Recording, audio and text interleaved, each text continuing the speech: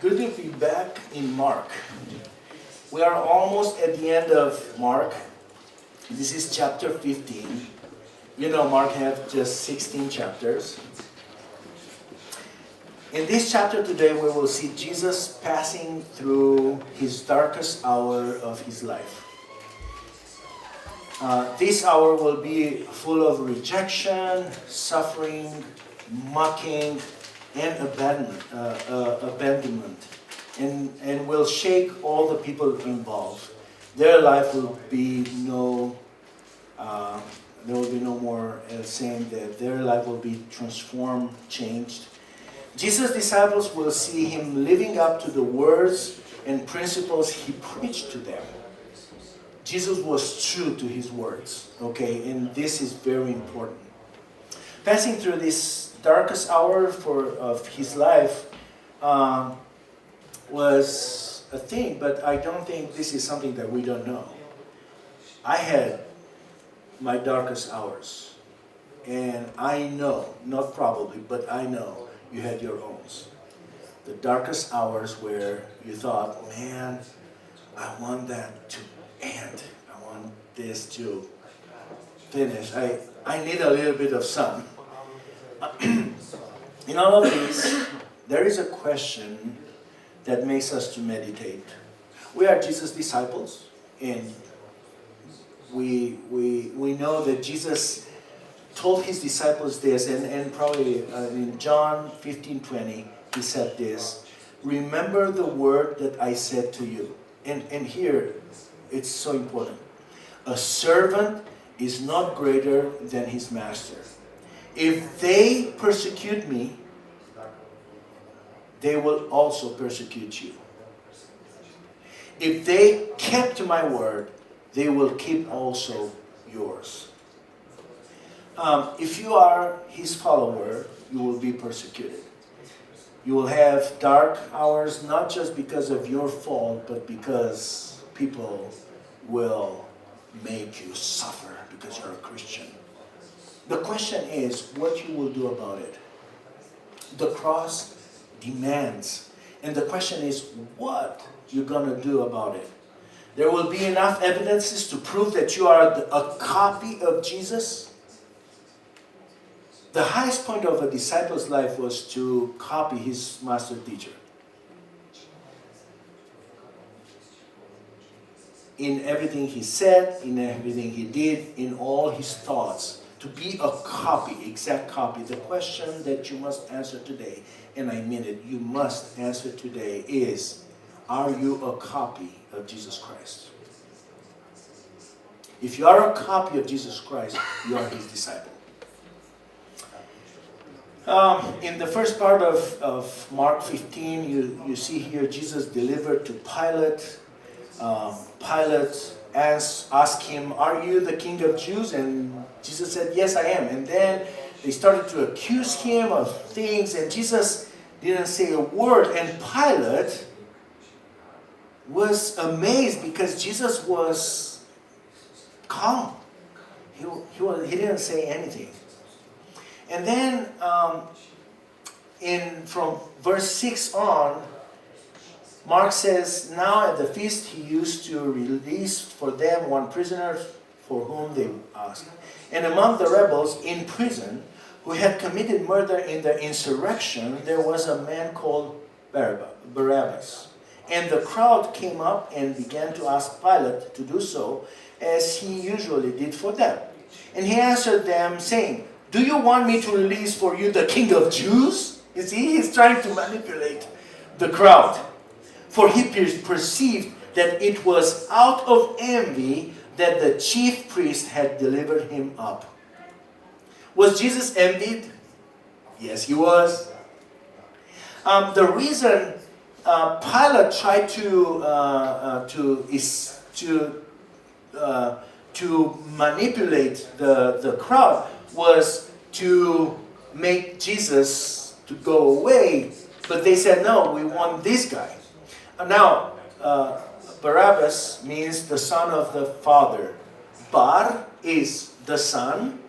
Abba is father. His name meant the Son of the Father. I'm like, wow, this is redundant. Like, how is this? But you see, he claimed to be one of the Messiahs. He said, I am the Messiah. Now, they had to choose between two alleged Messiahs. One, he said, I am the Messiah, and he was a killer, a criminal, an insurrectionist, an embarrassment. And the other one was proclaiming God's kingdom, peace, love, and forgiveness. And they said, no, we want this one. We want the war. I'm like, what are you doing? Pilate tried to manipulate the crowd because he perceived that Jesus was envied. What is envy? Envy is a desire to have qualities, possessions, or other desirable things belonging to someone else, right? Now, just think about this. For a minute, Jesus was envied. By whom? By the priests. By the scribes. The priests wanted what Jesus had without copying him. They wanted what he had without transformation. If they couldn't have what they wanted, they said, let's kill him. If you are a copy of Jesus, people around will envy what you have. If you are a follower of Christ, indeed, if you are a copy of Christ, people around you will envy what you have without the transformation that you had. And they will try to persecute or even kill you because they can't have it. Now, they will try to kill your joy. It's possible. I've been there.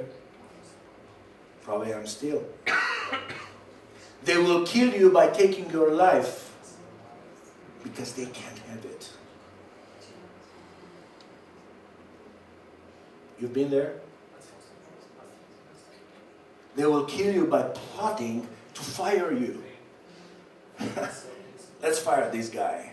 We don't need him. He's too good. He makes us look too bad. Get out. You've been there? Are you a copy of Jesus? If you are, you will be killed in a way or another. If you are not a copy of Jesus Christ, they don't want you to have because they have it already. Understand?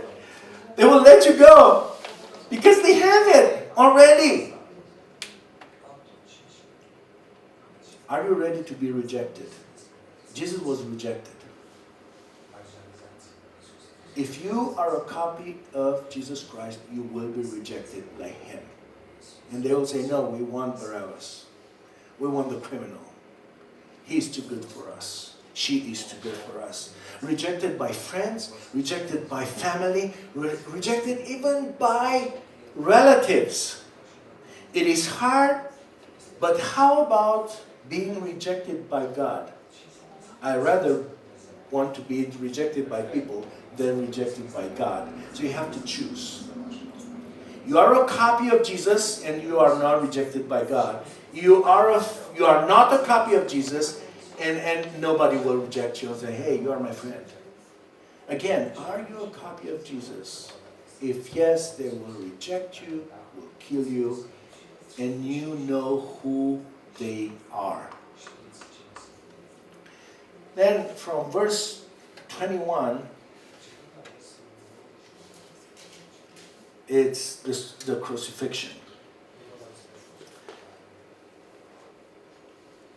From verse 16, actually, they mocked Jesus, they crucified.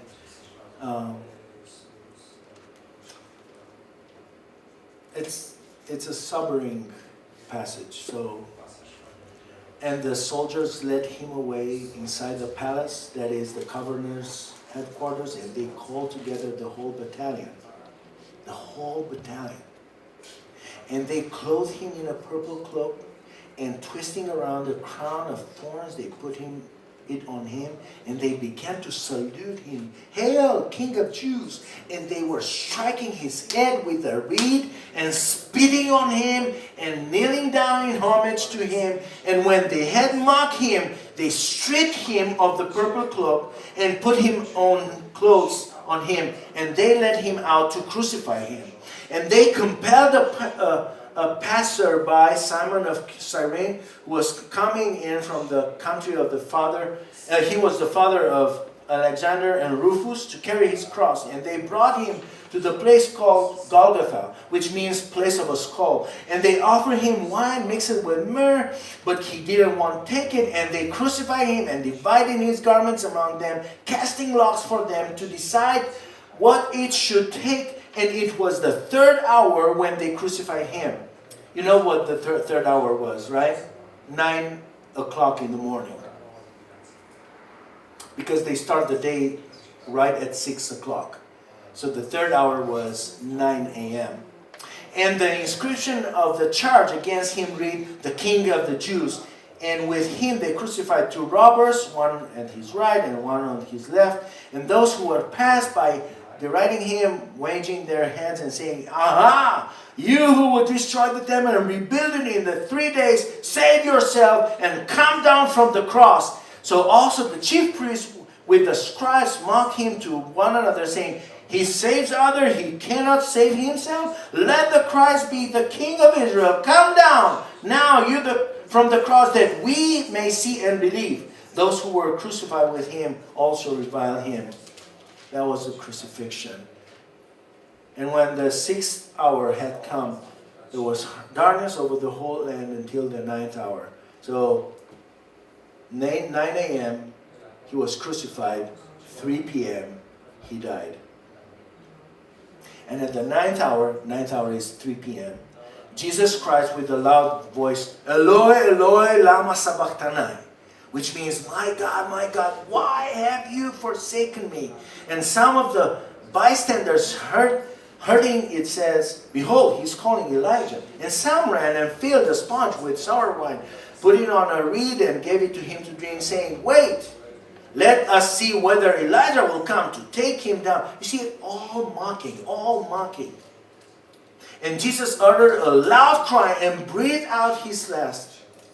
And the curtain of the temple was torn in two from top to bottom. And when the centurion who stood facing him saw that in his way he breathed, he said, "Truly this man was the Son of God." There were also some women looking out from a distance, among whom were Mary Magdalene and Mary the mother of James the younger, and Joseph, and Salome. Salome was Mary's sister. When he was in Galilee, they followed him and ministered to him, and there was also many other women who came up in him to Jerusalem. The crucifixion was a public event. Think of ISIS today. They are filming, they are posting, they want to make it public. It's not today when somebody is executed in, death row and executed, it's private. Nobody would see that. But in the past, like ISIS today, they want to make it public. They want to make an example of the crucified prisoner. The crucifixion was a slow process. It was a form of prolonged torture until death. Do you know who invented crucifixion? Come on, if you know, tell me.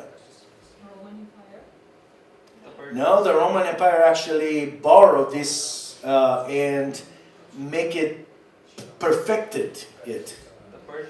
The Persians? The Persians actually invented crucifixion, but this is the second form. They did the better form of a crucifixion, because the first form was impaling. So you remember Mordecai and Haman and Esther, when it says the Haman made a pole.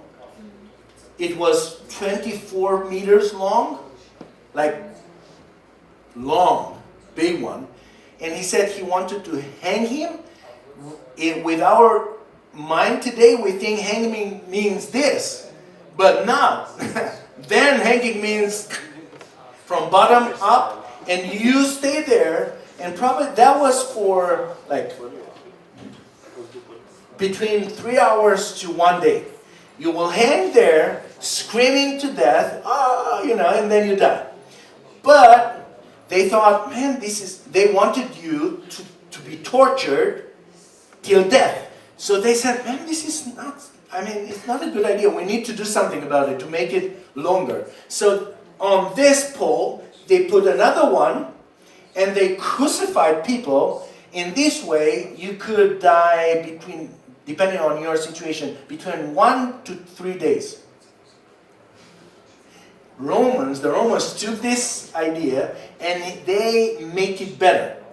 Now, how they perfected? Before crucifixion, the prisoner was whipped. It was called Cat 9. It was like a whip, like 20 centimeters, the handle, and then leather stripes like this, and they were connected with bones, metal things, or even glass or something. The reason was when they whip you, they were whipping you, the back of you, and probably right now you understand why. You got it why? Because when you are on the cross, when you want to go up or down, when you go up to take a breath, and then because you are already, tired, you go down in this position, all your movement is on the rugged cross that we sang about. It was a rugged cross, and then when you do this, you scream. Like, why? You scream. By the way, the people who were crucified, this is not just one case, but almost all of them, they were naked, and probably Jesus was naked. In our pictures, he's not because, he's out of reverence, but for sure, he was naked. And for sure, because of the pain and all this, they couldn't hold things. And on the bottom of the cross, you all also see like excrements and things like that. It was painful, disgusting, and shameful. Public. You understand now why they were doing this? So the Romans invented the whipping, and actually the guy he was a professionist. His name was a lictor, I think, and he knew where to strike. And actually, he was looking for these muscles, and when you whip and then you take out the whip, you take out with portions of skin, muscles, and sometimes tendons. So why you do this? Some of the people, they couldn't resist that, they would die. But the one rule, don't die there. You have to die on the cross. But some people died on that spot. There were, maybe you've seen the Passion Week. They will put like this on the pole, and they will whip to open all these wounds. Now, you remember when I read that the soldiers mocked him, and they put a robe on him? They spit probably on his face, because they were beating his head, and then spit in his face. And after they were done, do you remember what they had done? They took it out. Probably, and that is after the whipping. Do you understand? Do you imagine? Probably the wounds were closed because of the blood and the cloth, but when they took it out, they reopened all the wounds. Now Jesus, in this situation, he needs to carry his cross. And they found another guy, an African. Cyrene is in Africa, so they saw this African and said, hey, you, come here. And he took the cross. Jesus couldn't even carry the cross, and it was not the whole cross. Maybe you see the movie. It's just this part. And he would carry like this, but not the whole cross. It was too heavy. But even this was too heavy for Jesus. Jesus was already tired and beaten. And in verse 15, you see, he said, "So Pilate, wishing to satisfy the crowd, released from them Barabbas, and having scourged Jesus, he delivered him to be crucified." That was the standard, okay? Now, if you read Isaiah 52:14, not 53, but 52:14, Isaiah wrote this prophecy 700 years before Jesus was crucified, beaten, spitten, or all of these. And he said, "As many were astonished at you, his appearance was so marred, beyond human semblance, and his form beyond that of the children of mankind." You understand what he said?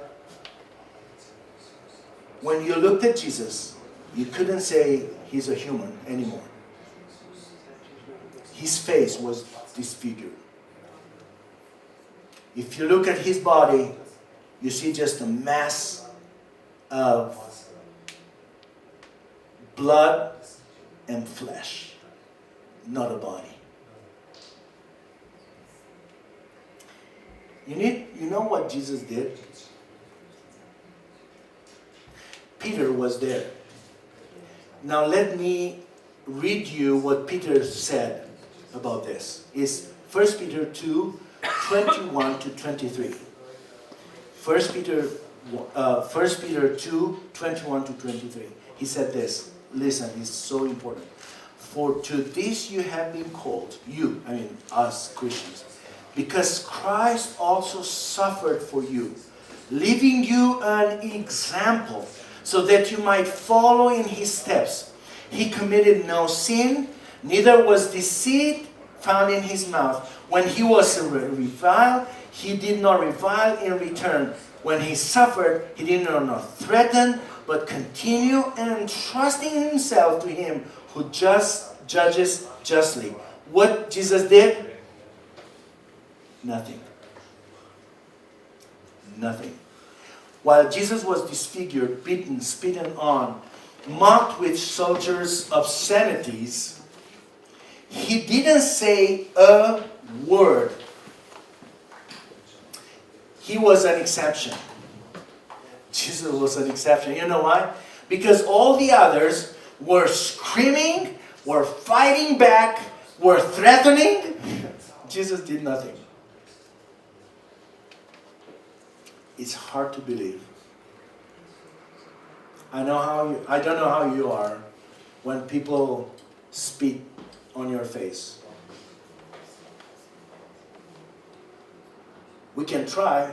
I mean, we can, turn to each other and spit each other on your face, and then don't try that, and don't try it home. Hey, the smell and you do this, and then beaten, disfigured, and Jesus said nothing, no threatening, no nothing back. Are you a copy of Jesus Christ? Again, when you suffer. And you know what? I'm not asking you. I'm asking myself first. Are you a copy of Jesus Christ when you suffer?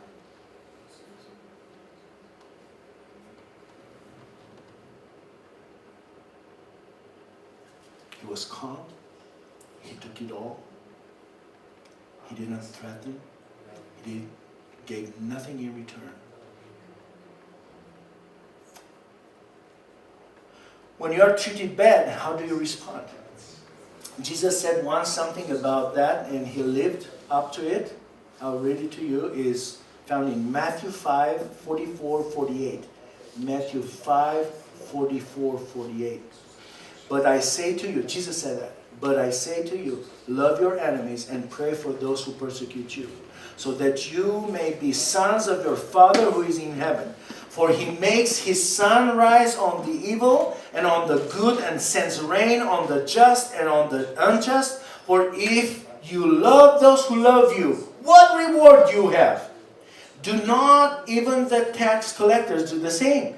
And if you greet only your brothers, what more are you doing than others? Do not even the Gentiles do the same? And here, you therefore must be perfect. Perfect in suffering. Who is perfect in suffering? But Jesus said, you must. You understand what is that must? You must be perfect as your heavenly Father is perfect. Are you ready to suffer from family, friends, relatives, or you prefer to suffer from God? Again, are you a copy of Jesus Christ? Then suffer like Him. He showed you an example, and we have to follow this example.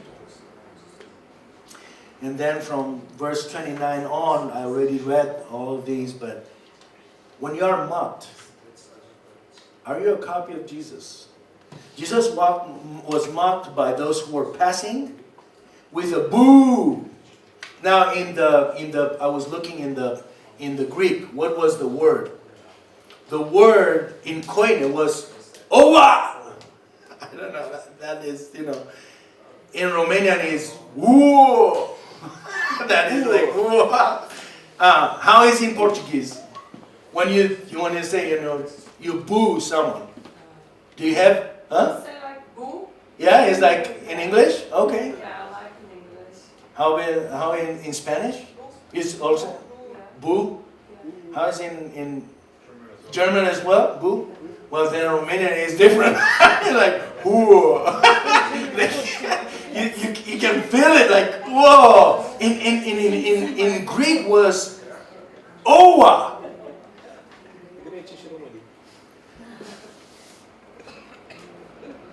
Was not their words, was their attitude.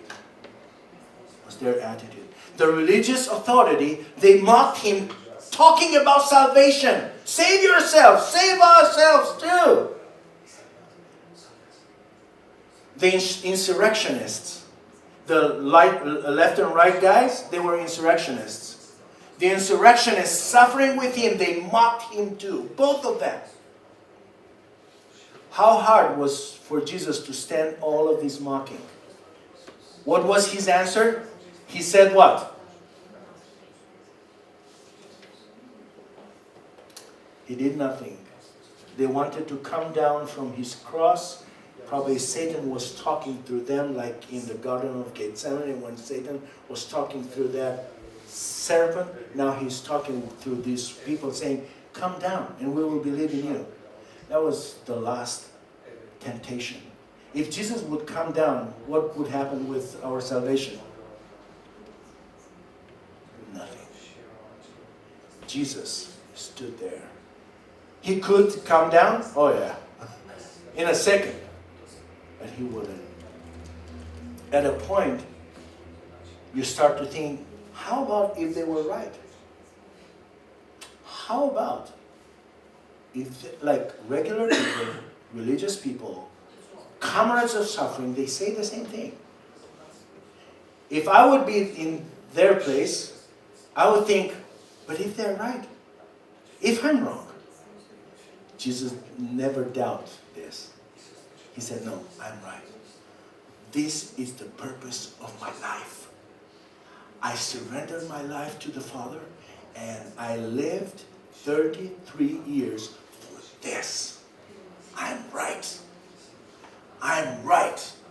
And he encouraged himself saying, I'm right. I'm in my Father's will. The purpose of his life was to sacrifice, and that was his sacrifice. And people say, don't sacrifice yourself. Come down, and we will believe in you. Huh. Would they? It's about love. And love means suffering. when we have to deal with free will, love experience is suffering. It's part of the package. Can you love those who mock you? There are people who you help and you are kind to them. There are the people who they know the scriptures and they are the people of the book. There are the people who share the same suffering with you. Can you love them knowing that you are right and they are wrong? Can you love them? Jesus loved them. That's why he said nothing. If you are doing this, good news, you are a copy of Jesus. Good news, you are a copy of Jesus. And from verse 33 on, you see Jesus on the cross. He was abandoned by his disciples. He was looked on from distance by his mother and other women. But the hardest abandonment was of his father. The father who shared love with the son from eternity past abandoned him because of my sin and yours. Jesus felt a distance that he never felt. Never. Mark my words. He never felt this distance from the Father. This is why Jesus shouted with a loud voice, with a loud sound. Look, I would like to shout now, but I don't want to scare you. But imagine Jesus screaming. We always think of Jesus, he's a good guy, loving and compassionate. But here, he is screaming, Eloi, Eloi, lama sabachthani. Imagine this. Ooh. Maybe all of them were like, what is going on? That's why they said, oh, he's asking, Elijah, come here and help me. He was not calling Elijah. Can you feel Jesus' pain? No, you can't. But for sure, you were abandoned by people who loved you, and you love them back. Maybe you would feel something. Now, this is what you can feel and experience here on earth. This is possible. What do you do when you are abandoned? Jesus used a rhetorical question. He knew why the Father abandoned him. You know why, right? We know. He knew. Because of the sin he took upon himself. Jesus was ready to take the consequences of others' abandonment of love.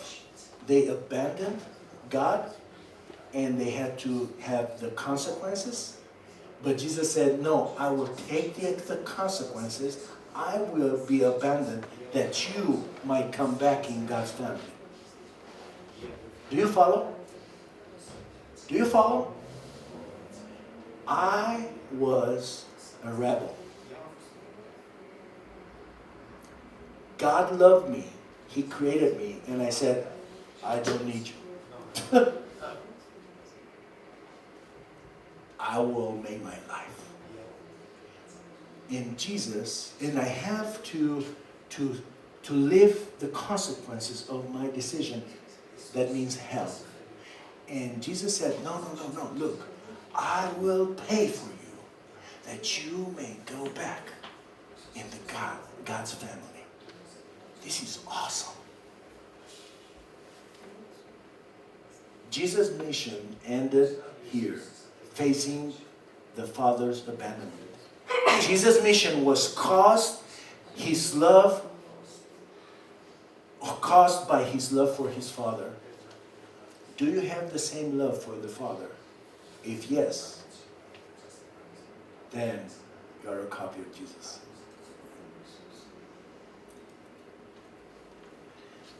Do you feel the pain when you abandon the Father for a sin? When you abandon the Father for your sin and you feel the pain, that means you are a copy of Jesus.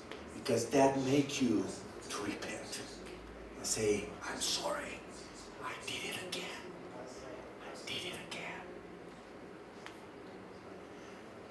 Are you a copy of Jesus? When you pass through the darkest hour of your life, are you like Jesus? Being rejected, suffering unjustly, being mocked, being abandoned. Could you transform your darkest hour into a victory? Yes, you can. Jesus did that, and I will prove you. Look at Pilate. He is amazed and surprised. He will never be the same. Mark 15, verse 5, but Jesus made no further answer, so the Pilate was amazed. Mark 15, 44, Pilate was surprised to hear that he would have already died. Pilate was never be the same. Look at the African guy, Simon. He became a Christian after carrying Jesus' cross. You know, he became a Christian. Anybody know? There is a verse in the scripture saying that, actually implying that he's not saying, but implying. If you turn to, so it's Mark 15:21, but if you turn to Romans chapter 16, verse 13. If you want to follow this, this is important. Romans chapter 16, verse 13. Paul is writing to the church in Rome, and he greets someone. And he said, greet Rufus. You know who it was, Rufus? Simon's son, I think it's the name of a guy, Rufus. Huh? Because the other one was Alexander. So he said, greet Rufus, chosen in the Lord, also his mother, who has been a mother to me as well. I don't know, they were traveling that time. Probably I don't know how they got in Rome. But Rufus, a lot of people say there is the same Rufus. Probably Simon became a Christian. His mother became like a mother to Paul. Wow. Look at the insurrectionists on the cross. In the beginning, he was crucified and he revealed Jesus and he was talking bad, and then one of them turned. Something happened to him and he said, hey, this is not right. He done nothing wrong. And then he said to Jesus, and this is Luke 23, 42 to 43. So Luke 23, he said, Jesus, remember me when you come into your kingdom. You know what happened to him? He was saved. Because if you confess, remember it was one of the verses that we learned together, by the way. If you confess with your mouth that Jesus Christ is the Lord, he said, your kingdom. You're a king. Remember me when you will be in your kingdom. And Jesus said to him, truly I say to you, today you will be with me in the paradise. Wow! Will never be the same. Look at the centurion statement. A captain, this is a captain in the Roman army. He had 100 people with under his command. Higher in rank was the tribune, and higher than him was the commander of the legion. So imagine, he was a captain, he was someone, and he looked, and the centurion who stood facing him saw that in his way, he breathed his last, and he said, truly this man was the... You know, there are a lot of people today, they cannot say this. They cannot say this. This is the Son of God. He changed. He changed. Now, at the end, I haven't read that, but read it home. It's about Joseph of Arimathea, one of his undercover disciples. Mark 15:43. Joseph of Arimathea, a respected member of a council. You know what council? The council that crucified Jesus. They said, crucify him. So he was part of the Sanhedrin. A respected member of the council, who was also himself looking for the kingdom of God, took courage. I love this. He was undercover by now, but he said he took courage and went to Pilate and asked for the body of Jesus. You know what means that? I'm his disciple. By the way,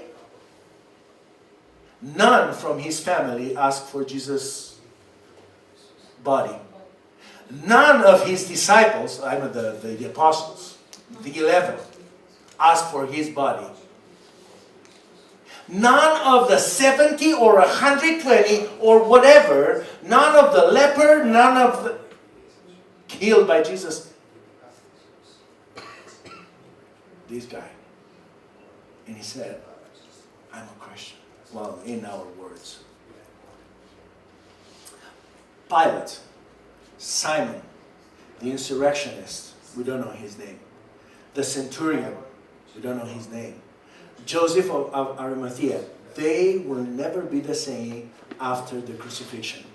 The cross demands, and what the cross demands is submission under God's hand. And that demands out of you too. If you are here and you never put your life under God's hand and said, hey, I'm yours. I'm your disciple. I want to follow you. You have to do it. It's a chance. It's an invitation. At the end of the day, your darkest hour will transform dramatically the people around us as transform the people around Jesus. And this is how you have to, the evidence, if you are a copy or Jesus or not. Jesus suffered. Jesus was rejected. Jesus was mocked. Jesus was abandoned. But a lot of people were transformed. When you are a copy of Jesus and you suffer like him, people around you will be transformed and will say, it is possible. God is alive. He's real. He's for real. So, question. Are you a copy of Jesus Christ? I'll give you a little bit of time of prayer. Just you and the Lord. Maybe you need to tell him, hey Lord, now I understand I want to surrender my life to you. Or maybe you live in sin and you say, hey Lord, I know I loved sin more than I loved you and I abandoned you. Please forgive me. If you need to say something to the Lord, do it now. And then we will celebrate Lord's Supper and that's it. You can go home. But take this time to really think and answer the question, am I a copy of Jesus